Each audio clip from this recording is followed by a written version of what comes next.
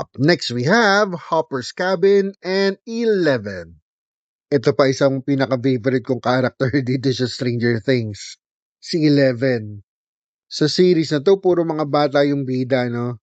Animated din siya, so talagang pang for kids yung animated series na to. Ito na ang kanyang box, ang ganda rin talaga ng pagka-drawing dito, mahaba na yung book niya. Sa season 1, kalbo kasi siya, no? Siyempre, nababalot ng vine yung box, so open na natin siya. Nakabalot ba ng papel yung toy? Check natin. Yellow toy, no? At wala ding papel. Ayan ang guide para ma-unlock mo si 11. Ito na ang Hopper's Cabin. Check muna natin to. Parang TV. Yung passcode, no? Sa gilid may window. Wala naman siyang back door. Pero may side door, no? So ayusin na natin yung TV para ma-unlock na natin si 11. Kailangan saktong-sakto siya. Nakikita nyo ba? Yan. TV yan.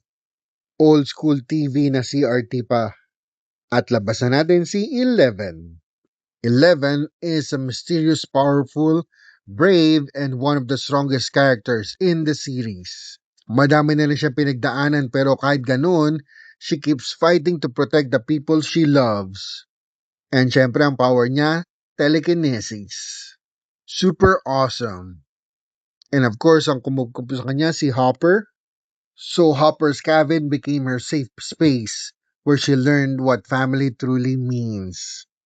Sa toy na to, may hawak siyang walkie-talkie. So siya kaya ang kausap ni Lucas, no? Si Lucas yung may other walkie-talkie. So let's discuss some trivias about 11. Trivia number 1, favorite food niya ang Eggo waffles. Trivia number 2, telekinetic siya, she can move objects with her mind. Trivia number 3, 11 escaped from a secret laboratory. And trivia number 4, Hopper became her adoptive father. Kasi nga nawalan din ng daughter si Hopper, no? So siya na yung tinurang na daughter nito. Kayo, nakaka-relate ba kayo sa story ni 11?